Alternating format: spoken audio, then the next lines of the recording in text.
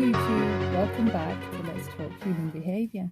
So in this video I want to speak a little bit about no contact, what it is, how to implement it and why you should use it. Okay, so first of all, no contact is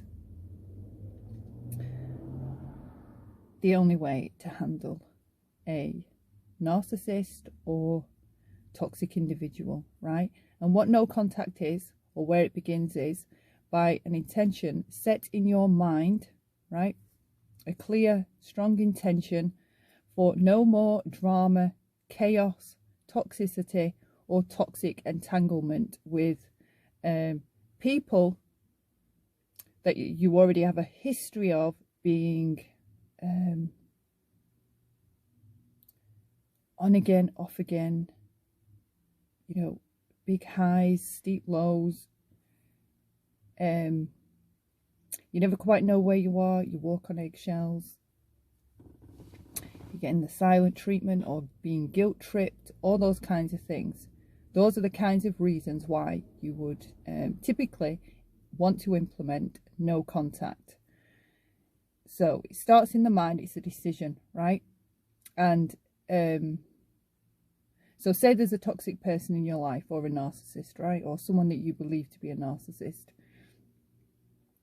You've tried over the years or however long to manage them, not do certain things, thinking maybe they'll treat you better. Maybe you've tried to manipulate them, counter manipulate them, right? Nothing works. So now you've decided to go no contact. Now you've realized that some people you just cannot get along with, all right? And in the case of a narcissist especially, ground zero of the manipulation starts once you acknowledge something they say, right? So even though you might think, oh, I got some snarky comments in, or I told them exactly what I thought of them, or I've been blanking them out, giving them the silent treatment back, see how they like it. I'm going to try and guilt you. Maybe I'm going to try and guilt trip them back, see how they like it. Or I'm going to do this and I'm going to do that, right? So you've done all of that. And now you've come to the conclusion that actually just doing any of those things, right, you've entered ground zero of the manipulation. Right, you've put one foot in, okay? And that usually happens when we're thinking through ego rather than self, okay?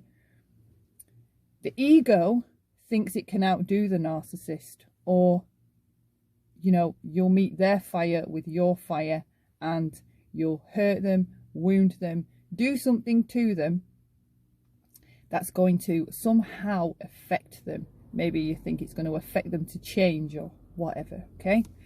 So maybe now you've come to realise that you don't want to keep putting one foot into ground zero and having anything to do with it, because now you recognise, even if you do fire back, or you do tell them to F off or go choke, whatever, you've still not won, because a narcissist, even when you come back at a narcissist, they can redirect your offences, okay? So even if it would have hurt them ordinarily, perhaps, well, not hurt them, wound them, right?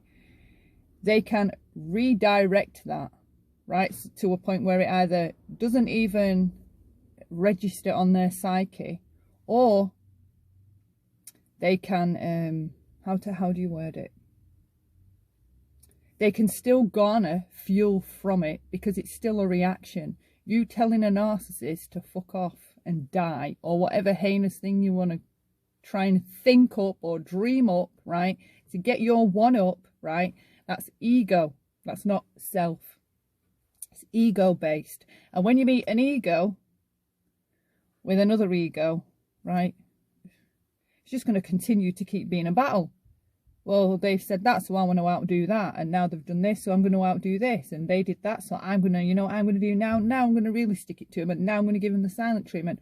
Or I know what I'm going to do. I'm going to charge around there and give them what for. smash the car up, you know, assault their property, whatever.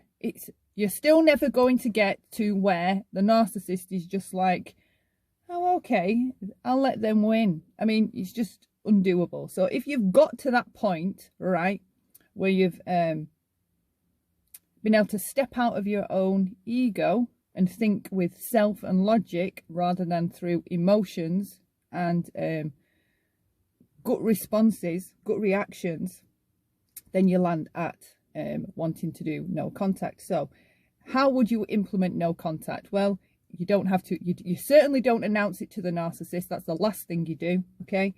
It's an internal decision. It's not done to spite the narcissist, one-up the narcissist, hurt the narcissist, trigger the narcissist. It is not done with any of those intentions in mind, because the biggest secret of narcissism is every single time you find yourself going down that path of wanting to affect one or hurt one, wound one, attack one, get one over on one, whatever, it's a rediscovery of self, okay? The biggest lesson is teaching. They teach you, not that they deserve credit for that, but they teach you all about yourself. So while you're busy learning about narcissists, right, it works twofold. You should be learning about yourself, and simultaneously you'll be learning about yourself and your own ego issues and the ways that you may act out of yourself, okay? So you've made the decision. It's a peaceful decision. It's literally I just want to be out of all this chaos, mind-bending, crazy-making, never know what's going to happen next situations. You want out of it, right? So you make the decision. So what else do you need to do from that? So obviously you would block them on your phone, on all social media platforms, and you would also cut off the narcissist's immediate circle, okay? Because what happens is, even when you go no contact, if you've been a target of a narcissist, the narcissist will use the people in their circle as flying monkeys to go out and gather information about what you may or may not be doing, all right? So they may get them to look at your social media to see what you're saying, to try and see if you're thinking about them, talking about them, dragging them, anything. They're always going to be looking for a hint, and that continues for years after you leave the relationship. If it was more a relationship, marital rather than familial, okay, it carries on for several years after, like up and over a decade in some cases. So you're blocking them, and you've made that decision. You're going no contact. So you've blocked the narcissist's circle of friends, so they can't be coming over and trying to garner information. And then there's the narcissist's outer circle, so they may use mutual friends that you've still kept in contact with to do it. And they do it in such a way as they don't even have, so even if you said to your friend that was maybe a mutual friend, please don't be passing other information back to them. I don't want them knowing anything about me, okay? They're abusive. I want them out of my life. The narcissist will use that middle person, and they may say or do things like they will hint towards things, or they will there are ways of extracting information without you even realizing you've said anything or given anything away, if you're not conscious of what's going on, right? And even the person that's being the flying monkey, whether they're a willing participant or unwilling and they've absolutely no idea, they're just being used, right? Just the fact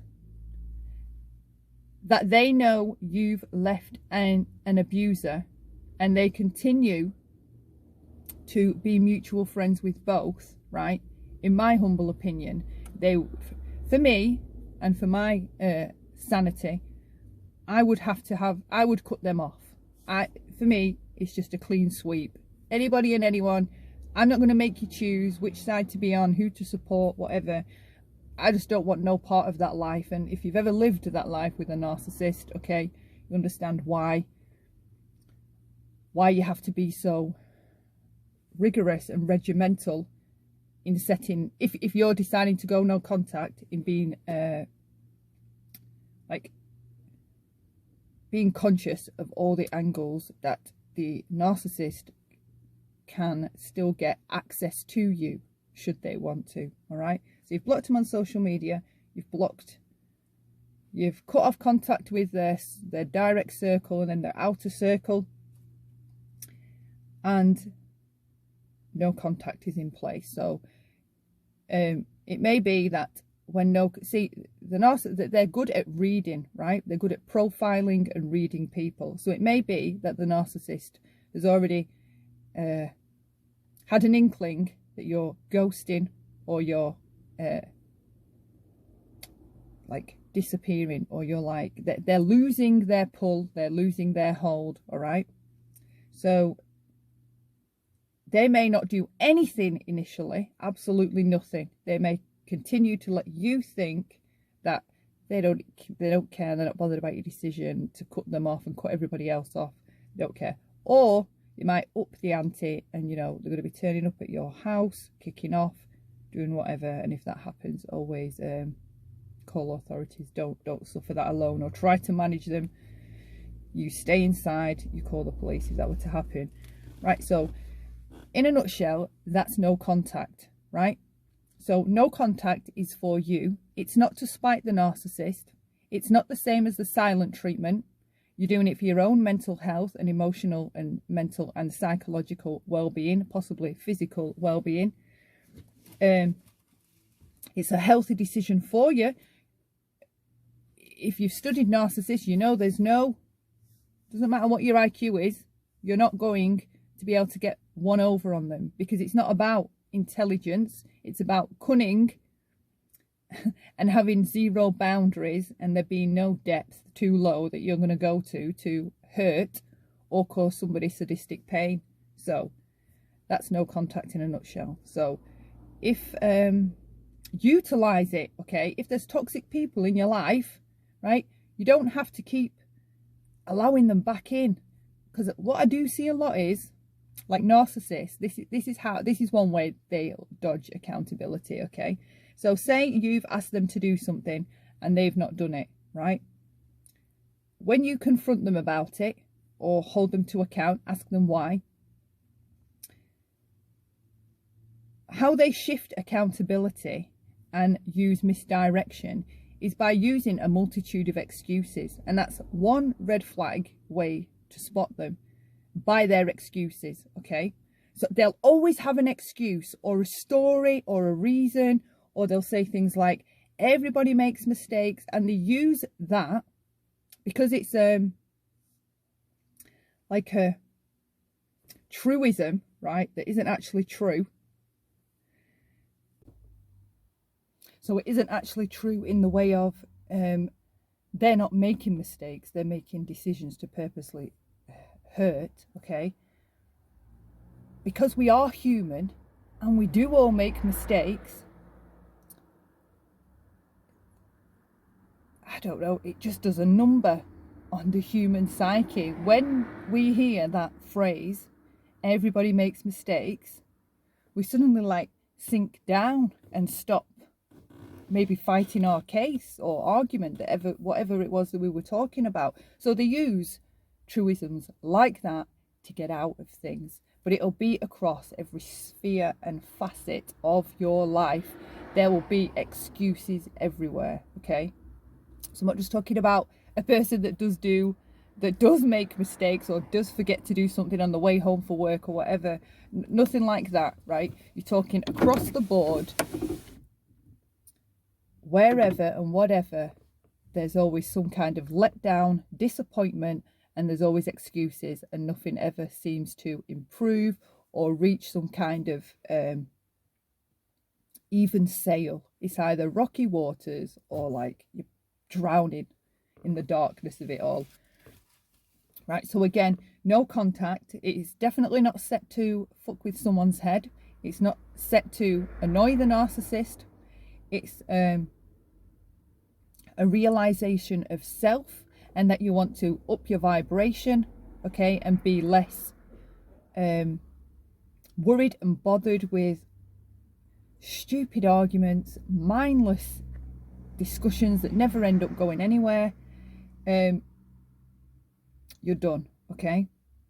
So yeah, is that it now? Have we covered that?